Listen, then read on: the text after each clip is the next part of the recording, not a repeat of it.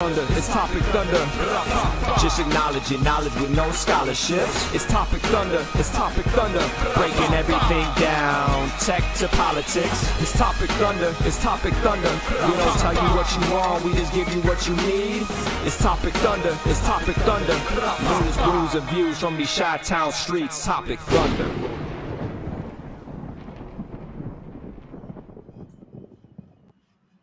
And here we are, ladies and gentlemen, live to the planet. Welcome back to the program that we call Topic Thunder. Hey, my name is Brooks. His name is Ben. And folks, if you're here participating, you're in one place and one place only, the Thunderdome. That's what we call it, ladies and gentlemen. It's over there for us. But yeah. This way and that way, actually, for it's me, also right now, down. I'm trying to keep it right down here as well. Yeah, we're not trying to like, hey, down here, you guys are down here. It's not a good look. Maybe we should reconsider that for another show. But because our streaming software did an update and forgot to bring along the global chat option, we are limited in what we're able to display to you, the Thunderdome. Normally, this is a robust chat where people joining us from Facebook, from YouTube, from Twitch can see everybody else's comments and chats. We are still dealing with the affliction known as, oops, we forgot to bring that feature over to our new version. The feelers are out. We'll get it eventually. As they say in the business, the ticket is into IT. And we're hoping to hear a resolution very soon about that. But folks, you didn't come here to hear that. Welcome back to the program. This is actually Topic Thunder 125. Wow, that's like an anniversary. That's almost an anniversary-esque. So yeah, coming up, we'll have to do something for 150. I think you would think I would have done something for 100. Uh-oh. But hey, what did we lose? What? We don't really. No. We're not really in the business of keeping track of that kind of stuff. So. I mean, in a back end version, I sure am. But it's just whatever it is. And what this is, folks, is a conversation. And Ben and I fashion ourselves as info tenders at the Internet Saloon. And we welcome you all in.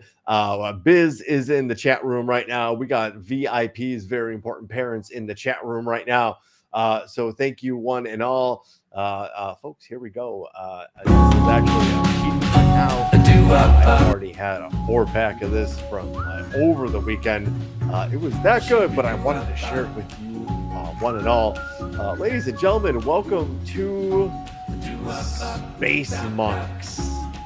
Oh yes, it's not only a really cool can, it's a kind of a delicious beer. That's Gigi approved. She doesn't hate it. Is the way she described it, which is a win in this guy's category, because I generally tend to like very bitter, not traditional beers. So this is from our good friends at the Chicago-based Mars Community Brewing, and they describe their product as a blonde pale ale that is highly attenuated. Trappist-style ales have a fruity, spicy yeast character, a spicy floral hop profile, and a soft, supportive, grainy, sweet malt palate. This ale is traditionally served with a billowy white head to demonstrate good lacing. This is a bit like Belgium's version of a German Pilsner. I don't have the proper glass, so we're not going to get too fancy about making a billowy pour. I do want to point out that for 12 fluid ounces, Ben, scroll down just a little bit just to kind of highlight the alcohol by volume is a solid 6.66. Nice. There you go. So, folks, as we open to answer Ryan Hansen, unfortunately, marijuana is illegal in the state that I live in, and so I cannot partake in it like you Illinois people can. That is, yes, exactly. There's however, you can visit you can visit a really good friend and friend of the show in Denton, Texas. Exactly, and get some Delta 8 and stuff. Yeah, for sure. Who will hook you up with completely legal cannabis adjacent product? Is that even? Are we allowed to even say that? I've got some right here. Okay. Some cannabis adjacent product in Texas, if you're in Texas, to abide, as the dude says. So, folks, without any further ado, there's a Space Monks for you right in the face. And in the face. There's no better way to start off the world's Gigi gave it 4 bolts. It's a 4-bolter. It's a 4-bolter. That's we've just coined a new phrase, I believe. Woo! Let me tell you something, Gene. Woo! The 4-bolter Space Monks had been to Space Mountain, and I seen amongst Gene. Woo! 4 space bolts. Woo!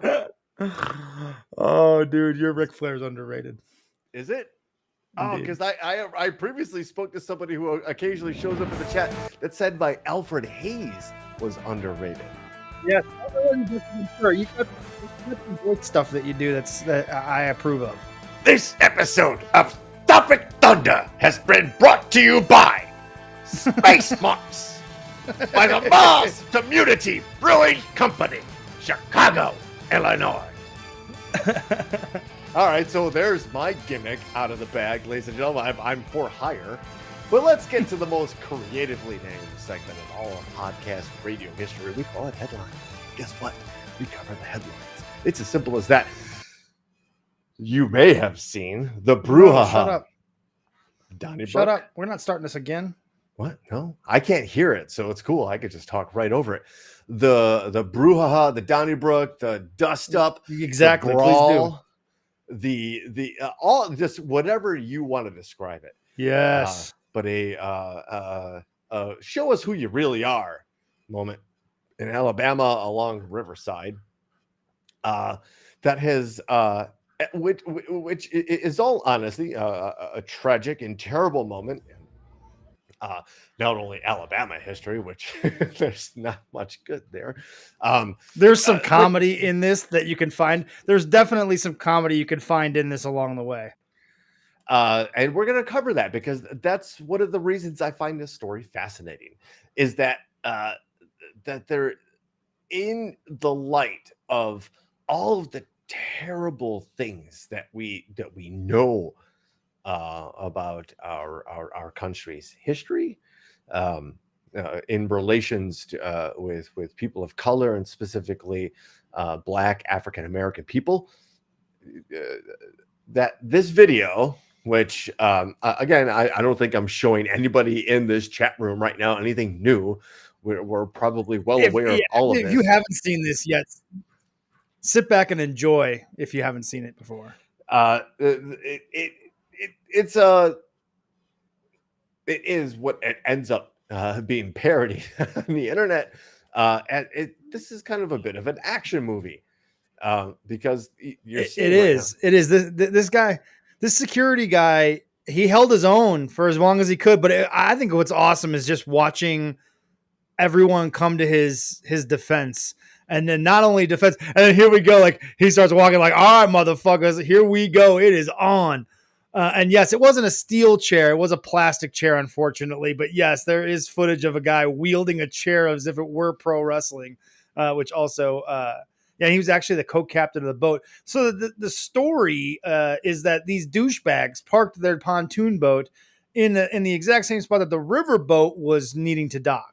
And at the assigned spot where this is like reserved. This is somebody parking in your parking spot that you paid for and is specifically reserved for you. This is also, we have to point out, not the first time that this group of people, white people, have done this. But I'm sorry to interrupt you, but please go ahead, Ben.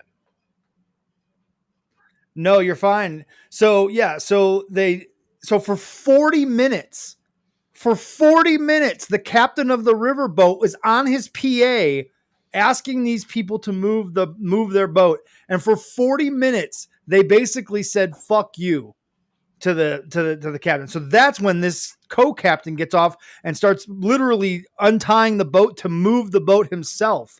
And that's when all hell breaks loose. And these dumb white dudes just get absolutely everything that's coming to them and more. It's fantastic. And we're not going to dive into this. There's a meme that's come out of this where they've used like Avengers stuff and like the portal, like the Doctor Strange portal, and guys are just showing up because they're all lined up like they're the Avengers and they're gonna go fucking avenge. Funny enough, this fucking guy. It's so Gigi great. actually sent me that stuff. Those links, they're all TikTok links, and now we have to create a Topic Thunder a TikTok because there's too much stuff out there, and I don't have the TikTok. I don't know the links. It got very frustrating. It was me neither. I'm not on TikTok at all, so I'm too old, and I should be on. If we were doing a internet show, we should. So I did you know TikTok? Speaking of TikTok, I heard it recently on a video. I don't know how accurate this is, but TikTok has now passed Google as the number one source for getting information on the internet. I wouldn't doubt it because the same way people just use whatever, I'm sure Facebook at one point became the most used search engine or MySpace. It just becomes like if there's a search bar and the most common social media app that you use or whatever app that you use, I'm sure that's where it is. I don't doubt it. It's a little scary considering it's completely controlled by the Chinese military industrial government complex. And is absolutely being used as a weapon against us. But hey, that's why I'm not going to use my personal email for it. We're going to use some generic. Yeah, but we don't want to use.